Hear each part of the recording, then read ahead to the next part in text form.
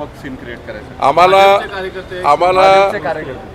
आम्हाला असं करायची गरज पडत नाही, कारण मराठा समाज हा वेगवेगळ्या संघटना आरक्षणाची मागणी करतात आणि मराठा समाजाची संघटना किंवा समाजाचे जे प्रतिनिधी गेले असतील उद्धव ठाकरेला भेटायला, तर उद्धव ठाकरेंचं पहिलं काम होतं की त्या समाजाच्या कोणत्या पक्षाच्या आहे, कोणत्या घटकाच्या आहे हे न विचार करता उद्धव ठाकरेंनी तात्काळ त्यांना भेटायला पाहिजे होतं.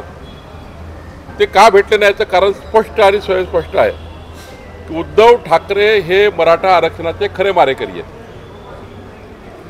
जेव्हा देवेंद्रजीच्या सरकारमध्ये मराठा आरक्षण दिलं गेलं तेव्हा हायकोर्टमध्ये आणि सुप्रीम कोर्टमध्ये मराठा आरक्षण टिकलं, पण उद्धव ठाकरे सरकार आल्यानंतर सुप्रीम कोर्टमध्ये मराठा समाजाचं सामाजिक आणि आर्थिक मागासले पण ज्या पद्धतीने मांडायला पाहिजे ते मांडलं गेलं नाही. सुप्रीम कोर्टमध्ये जेव्हा अंतिम केस सुरू होती तेव्हा उद्धव ठाकरे सरकार झोपलं होतं. 2 उत्कृष्ट चांगले वकील लावले असते आणि मांडलं असतं, मांडणी केली असती तर मराठा आरक्षण गेलं नसतं. जे मराठा आरक्षणाचे मारेकरी आहेत ते लोकांना का भेटतील?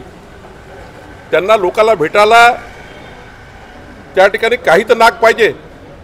त्यामुळं मला वाटतं उद्धव ठाकरे हे कधी मराठा आरक्षणाच्या बाजूने नव्हते, ते कधी राहणारे नाही आणि त्यांना काही घेणं देणं नाही.